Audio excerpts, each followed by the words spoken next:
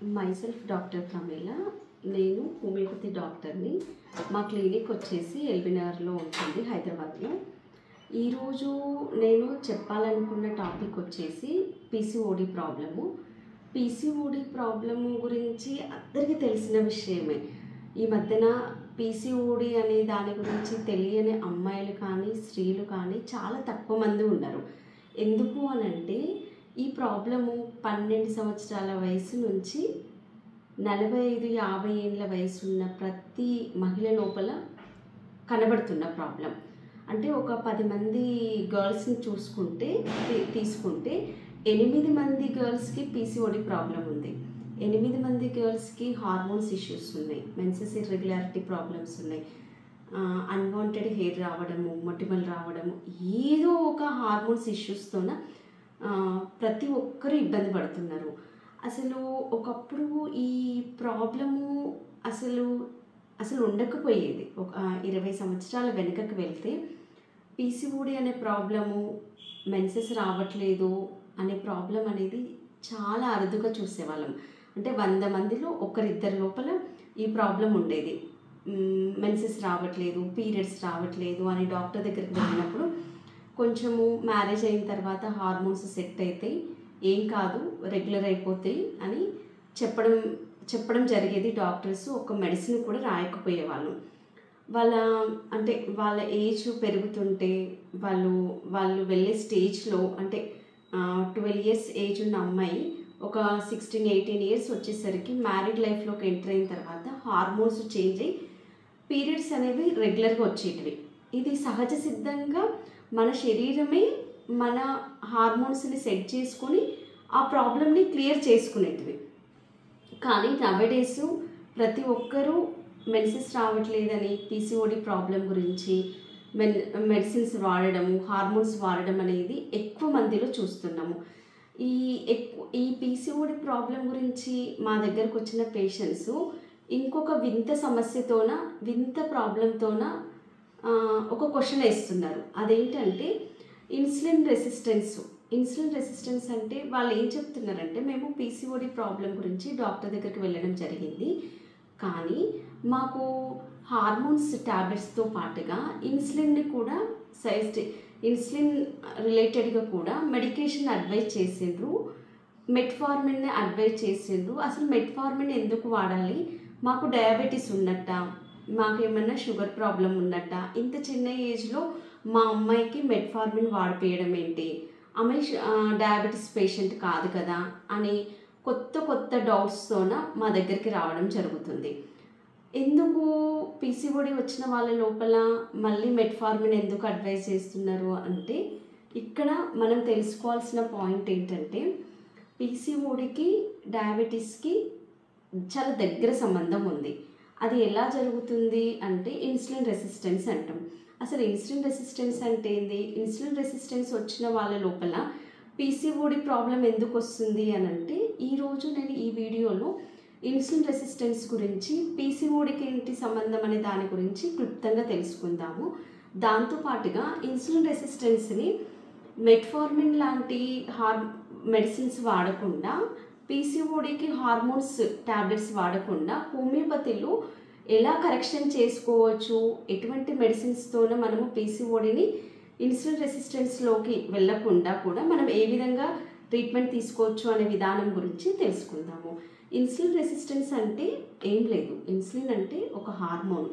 Insulin అనే hormone ఎక్కడి నుంచి రిలీజ్ అవుతుంది అని అంటే, ప్యాంక్రియాస్ అనే గ్రంథి నుంచి రిలీజ్ అవుతుంది. ప్యాంక్రియాస్ అనేది ఎక్కడ ఉంటుంది అని అంటే, అప్పర్ అబ్డామెన్లో, స్టమక్ బిహైండ్లో ఉంటుంది. సో మనము ఫుడ్ తీసుకుంటాం కదా, తీసుకున్న ఫుడ్ నుంచి ఆ ఫుడ్ పార్టికల్స్ సింపుల్ షుగర్స్గా మారిపోతాయి. ఎక్కడ అంటే మౌత్లో, ఇంటెస్టైన్స్లో. ఎప్పుడైతే ఇప్పుడు సింపుల్ షుగర్స్గా మారిపోతాయో అప్పుడు ఆ సింపుల్ షుగర్స్ బ్లడ్ స్ట్రీమ్లోకి, అంటే రక్తంలోకి ఆ గ్లూకోజ్ కణాలు కలిసినప్పుడు సిగ్నల్ ఏమొస్తుంది అని అంటే, ప్యాంక్రియాస్ నుంచి ఇన్సులిన్ అనే హార్మోన్ ఉత్పత్తి అవుతుంది. ఇన్సులిన్ హార్మోన్ యొక్క పని ఏంటంటే, రక్తంలోకి రిలీజ్ కాబట్టే గ్లూకోజ్ కణాలు ఏమవుతాయి అంటే బాడీలో ఉన్న అన్ని సెల్స్కి రీచ్ అయ్యి ఒక శక్తిగా మారడానికి ఇన్సులిన్ అనేది ప్రధాన పాత్ర వహిస్తుంది. అయితే ఎప్పుడైతే రక్తంలోకి గ్లూకోజ్ పార్టికల్స్ రిలీజ్ అవుతాయో అప్పుడు ఈ గ్లూకోజ్ పార్టికల్స్ కణాల మధ్య లోపలికి వెళ్ళి చేరాలి. అప్పుడే మనకు అది శక్తిగా మారుతుంది. ఆ కణం లోపలికి రీచ్ అవ్వడానికి ఇన్సులిన్ అనేది ఒక ప్రేరేపిస్తుంది. ఎలా అంటే లాక్ అండ్ కీ మాదిరిగా. ఇప్పుడు లాక్ అంటే ఒక కణం అనుకుంటే దాన్ని ఓపెన్ చేసే అంటే కీతో ఓపెన్ చేసే పాత్ర ఏదైతే ఉంటుందో అది ఇన్సులిన్ పోషిస్తుంది. అప్పుడు ఏమవుతుందనంటే ఇన్సులిన్ ప్రేరేపించడం వల్ల గ్లూకోజ్ మాలిక్యూల్ అనేది కణంలోకి చేరబడి అది మనకు శక్తిగా కన్వర్ట్ అవుతుంది. ఈ శక్తిగా కన్వర్ట్ అయ్యే ప్రాసెస్లోనే బాడీలో ఉన్న కణాలకి, మజిల్స్కి, ఫ్యాట్ సెల్స్కి, లివర్కి ఈ గ్లూకోజ్ అనేది రీచ్ అవుతుంది. ఎప్పుడైతే ఈ మజిల్స్కి, ఫ్యాట్ సెల్స్కి రీచ్ కాబట్టి గ్లూకోజు లివర్కి కూడా రీచ్ అయినప్పుడు అది గ్లూకోజు గ్లైకోజన్గా మారి అందులో స్టోర్ చేయబడుతుంది. కొన్నిసార్లు మనం ఫుడ్ తీసుకోము, ఒక 2 to 3 days కూడా ఫుడ్ తీసుకోకుండా కూడా మనలో శక్తి ఎందుకు వస్తుంది అనంటే ఈ ఫ్యాట్ సెల్స్లో స్టోర్ చేయబడ్డ గ్లూకోజు, లివర్లో స్టోర్ చేయబడ్డ గ్లూకోజ్ అనేది అప్పుడు రిలీజ్ కావడం జరుగుతుంది. అది దాచుకోవడం జరుగుతుంది. ఫ్యూచర్లో ఎప్పుడైనా ఫుడ్ దొరకనప్పుడు, ఫుడ్ మనం తీసుకోలేని పరిస్థితులు ఉన్నప్పుడు, ఫాస్టింగ్లో ఉన్నప్పుడు ఆ లోపల దాచుకున్న గ్లూకోజ్ అనేది ఖర్చు అవ్వడం జరుగుతుంది. సో ఇక్కడ వరకు బాగానే ఉంది. ఇలా ఒక క్రమ పద్ధతిలో మనం తీసుకుంటున్న ఫుడ్ బ్లడ్లోకి ఎంటర్ అయినప్పుడు ఆ గ్లూకోజ్ అనేది కణాలకి లోపలికి రిలీజ్ కాబట్టి అది శక్తిగా మారుతున్నప్పుడు మనము బరువు పెరగము, మనకు ఎటువంటి డయాబెటీస్ రాదు, పిసిఓడి ప్రాబ్లం రాదు. కానీ ఈ పిసిఓడి ప్రాబ్లము ఎందుకు వస్తుంది, డయాబెటీస్ ఎందుకు వస్తుంది అని అంటే మనము ఎక్సెస్గా ఫుడ్ తీసుకున్నప్పుడు మన శక్తి అంటే మనం చేయాల్సిన పని తక్కువ ఉంటుంది, సెడెంటరీ లైఫ్లో ఉంటున్నాము, ఎక్కువ ఫుడ్ తీసుకున్నప్పుడు ఒకటి. రెండోది వచ్చేసి మనకు ఫిజికల్ యాక్టివిటీ అస్సలు లేకపోవడము, ఎక్కువ జంక్ ఫుడ్, ప్రాసెస్డ్ ఫుడ్, తక్కువ పని చేసి ఎక్కువ ఫుడ్ తీసుకోవడము, ల్యాక్ ఆఫ్ ఎక్సర్సైజు, వీటన్నిటికీ కారణాల వల్ల ఏమవుతుంది అని అంటే మనకు ఎక్సెస్గా కార్బ్స్ కన్జ్యూమ్ చేసినప్పుడు మన బ్లడ్లోకి ఎక్కువ షుగర్ అనేది, ఎక్కువ గ్లూకోజ్ మాలిక్యూల్స్ అనేవి చేరుకోవడం జరుగుతుంది. అప్పుడు ఏమవుతుంది, ప్యాంక్రియాస్ నుంచి కూడా ఎక్సెస్గా ఇన్సులిన్ అనేది రిలీజ్ కాబడుతుంది. ఇది బాగానే ఉంటుంది. ప్యాంక్రియాస్ బ్లడ్లో గ్లూకోజ్ పెరిగినప్పుడు ఇన్సులిన్ అనేది రిలీజ్ చేస్తుంది. ఇన్సులిన్ రిలీజ్ చేస్తే ఇన్సులిన్ ఏం చేస్తుంది, కణాల లోపలికి ఆ గ్లూకోజ్ ఎంటర్ అయ్యే పాత్రని పోషిస్తుంది. ఆల్రెడీ కణాల మధ్యన ఎక్సెస్గా గ్లూకోజ్ అనేది పేరుకొని అది నిండిపోతుంది, అంటే ట్యాంక్ ఓవర్ఫ్లో అంటారు కదా, అలా నిండిపోవడం అనేది జరుగుతుంటుంది. ఎక్సెస్గా గ్లూకోజ్ కణాల లోపల చేరుకున్నప్పుడు ఏమవుతుంది అని అంటే ఇన్సులిన్ రెసిస్టెన్స్, అంటే ఇంక ఇన్సులిన్ రెసిస్టెన్స్ అంటే ఇన్సులిన్ నువ్వు నీ పాత్ర పోషించకు, నేను సరిపడ గ్లూకోజ్తోనే ఉన్నాను, నువ్వు ఎక్సెస్గా ప్రొడ్యూస్ అయ్యి నా లోపలికి గ్లూకోజ్ని ఎక్కువ చేర్చబడ్డా కూడా నా లోపల ప్లేస్ లేదు అని చేతులు ఎత్తేయడం జరుగుతుంది. ఎప్పుడైతే కణాలు చేతులు ఎత్తేస్తాయో అప్పుడే దాన్ని మనము ఇన్సులిన్ రెసిస్టెన్స్ అంటాం. అంటే ఇన్సులిన్ని యాక్సెప్ట్ చేయట్లేదు, ఇన్సులిన్ పాత్ర నాకు వద్దు, నాకు గ్లూకోజ్ అవసరం లేదు అని చెప్తుంటుంది. అప్పుడు గ్లూకోజ్ అవసరం లేని కణాలకు అవసరం లేని గ్లూకోజు అగైన్ ఎక్కడ డిపాజిట్ అవుతుంది, ఎక్కడ స్టోర్ చేయబడుతుంది అని అంటే బ్లడ్లో నిండిపోతుంది. అందుకోసమే అప్పుడు ఏమంటాము, రక్తంలో షుగర్ పెరిగింది, నాకు డయాబెటీస్ వచ్చిందంట, నేను ప్రీ డయాబెటిక్ స్టేజ్లో ఉన్నాను, నాకు రక్తంలో షుగర్ పెరిగింది, బ్లడ్ టెస్ట్ చేస్తే ఏమంటారు, డయాబెటీస్ వచ్చింది, రక్తంలో షుగర్ పెరిగింది అని అంటారు. ఇలా రక్తంలో షుగర్ పెరగొద్దు అని అంటే మనం ఏం చేయాలి, మన అకార్డింగ్ టు వర్క్ మనము దానికి బ్యాలెన్స్డ్గా డైట్ తీసుకొని దానికి తగ్గట్టుగా మనం వర్క్ చేసినప్పుడు ప్రాపర్ వేలో ఇన్సులిన్ రిలీజ్ చేయబడుతుంది, ప్రాపర్ వేలో అంటే బ్లడ్లోకి రిలీజ్ కాబట్ట గ్లూకోజ్ ఏదైతే ఉంటుందో కణాలకు రీచ్ అయ్యి అది శక్తిగా మారుతుంది, ఫ్యాట్ సెల్స్గా కన్వర్ట్ కాదు. అప్పుడు మనకు ఏ డయాబెటీస్ రాదు, ఏ పిసిఓడి ప్రాబ్లం రాదు, ఏ బీపీ, కార్డియాక్ ఇష్యూస్, ఏ ప్రాబ్లంకైనా లింక్ అంటే రూట్ కాజ్ అనేది ఇక్కడ నుంచే మొదలవుతుంది. దీన్ని ఒక ప్రాపర్ వేలో మనకు అర్థమైనప్పుడు ఏంటంటే మనము లైఫ్ స్టైల్లో మనము కరెక్షన్ చేసుకోగలుగుతాం. అలా కాకుండా ఇన్సులిన్ రెసిస్టెన్స్ వచ్చిందని, రక్తంలో షుగర్ లెవెల్స్ పెరిగినాయని మనము ఇన్సులిన్ని సెన్సిటైజ్ చేయడానికి మనము మెడికేషన్ వాడుతుంటాం.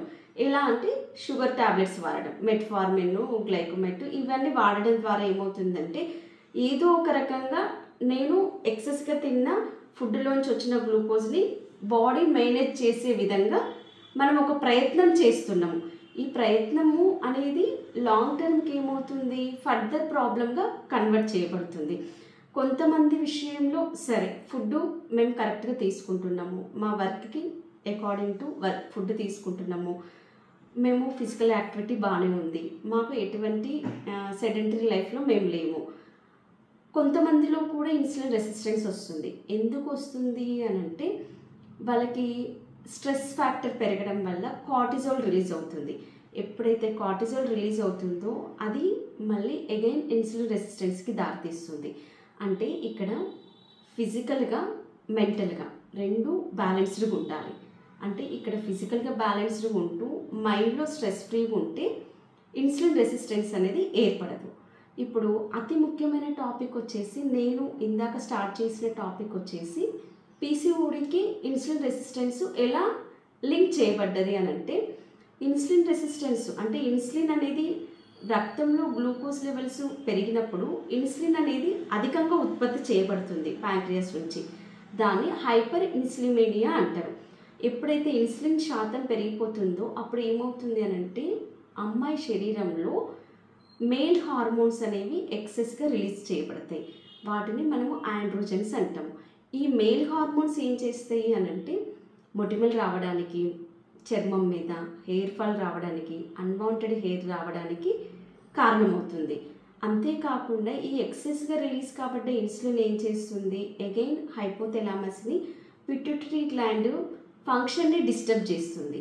సో ఇక్కడ హార్మోన్స్ అనేవి ఇంబ్యాలెన్స్ అయ్యేటట్టుగా కారణమవుతుంది. ఇన్సులిన్ అనేది ఎక్సెస్గా రిలీజ్ కావడం వల్ల ఈ ఎక్సెస్గా రిలీజ్ కాబట్ట రక్తంలో రిలీజ్ కాబట్ట గ్లూకోజ్ ఏమవుతుందనంటే ఫ్యాట్గా కన్వర్ట్ అవుతుంది. ఎప్పుడైతే ఫ్యాట్ సెల్స్ ఎక్సెస్గా డిపాజిట్ అవుతాయో అప్పుడు మనలో ఒబేసిటీ అనేది స్టార్ట్ అవుతుంది. ఒబేసిటీ ఏమవుతుంది, అగైన్ మెటబాలిక్ సిండ్రోమ్గా మారి పీసీఓడికి కారణమవుతుంది. అంటే బల్కీ అంటే ఓవరీస్ బల్కీ అవ్వేటట్టుగా అయ్యి అందులో సిస్ట్లు ఫామ్ అయ్యడానికి కారణమవుతుంది. ఈ అసలు ఎక్సెస్గా మనము ఫుడ్ తీసుకోకుండా ప్రాపర్గా ఫుడ్ తీసుకుంటే రక్తంలో షుగర్ పెరగదు. రక్తంలో షుగర్ పెరగకుంటే ఏమవుతుంది, ఇన్సులిన్ అవసరమైనంతనే రిలీజ్ అవుతుంది. ఇన్సులిన్ అలా కాకుండా ఎక్సెస్గా రిలీజ్ అవుతే ఏమవుతుంది, ఎక్సెస్గా ఫ్యాట్ సెల్స్గా కన్వర్ట్ కావడానికి ఇన్సులిన్ దోహదపడుతుంది. ఎప్పుడైతే ఫ్యాట్ సెల్స్లో గ్లూకోజ్ లెవెల్స్ పెరిగిపోతుందో అది ఒబేసిటీగా మారి అది ఓవరీస్లో అంటే అండాశయాల్లో సిస్ట్లుగా మారడానికి కారణమవుతుంది. అది ఎలా కారణమవుతుంది అని అంటే ఆండ్రోజన్స్ మేల్ హార్మోన్స్ ఎక్సెస్గా రిలీజ్ అయ్యి హార్మోన్స్ ఈస్ట్రోజన్ మేల్ హార్మోన్స్ ఎక్సెస్గా రిలీజ్ అవ్వడం వల్ల ఈ హార్మోన్స్ ఇంబ్యాలెన్స్ వల్ల ఈ పీసీఓడి ప్రాబ్లం అనేది ఒకటి ఫామ్ అయి కూర్చుంటుంది. ఈ పీసీఓడి వల్ల ఏమవుతుంది అని అంటే మెన్సెస్ ఇర్రెగ్యులారిటీస్ ఉండడము, యాక్ని, హెయిర్ ఫాలు.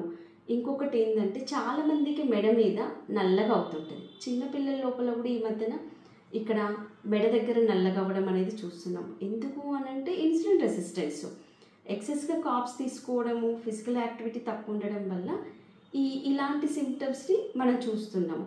దీనికి ఏం చేస్తాము అని అంటే మళ్ళీ హార్మోన్స్ ఇంబ్యాలెన్స్ గురించి మళ్ళీ హార్మోన్స్ తీసుకోవడము, మళ్ళీ ఇన్సులిన్ రెసిస్టెన్స్ పెరిగింది అని మెట్ఫార్మిన్ లాంటివి తీసుకోవడం వల్ల రూట్ కాజ్ అనేది కరెక్షన్ చేయబడదు. అంటే లైఫ్ స్టైల్ అనేది ఎప్పటికీ కరెక్షన్ కాకుండా ఓన్లీ మెడిసిన్స్ ద్వారా అలా ముందుకు వెళ్తుంటారు. సో ఫస్ట్ మనం చేయాల్సింది ఏంటంటే ఫిజికల్ యాక్టివిటీ పెంచుకోవడము, ప్రాపర్గా ఫుడ్ తీసుకోవడము, బ్యాలెన్స్డ్ డైట్ తీసుకోవడము, స్లీప్ అంటే proper sleep 6 to 8 hours sleep తీసుకోవడము, స్ట్రెస్ ఫ్రీ లైఫ్లో ఉండడం అనేది ఒక 50%. 50% వచ్చేసి ఏంటంటే కరెక్ట్గా హార్మోన్స్ని బ్యాలెన్స్ చేసి మెటబాలిజంని కరెక్షన్ చేసి మెడికేషన్ తీసుకోవడం. అందులో భాగంగానే హోమియోపతి మెడిసిన్స్ చాలా బాగా పనిచేస్తాయి.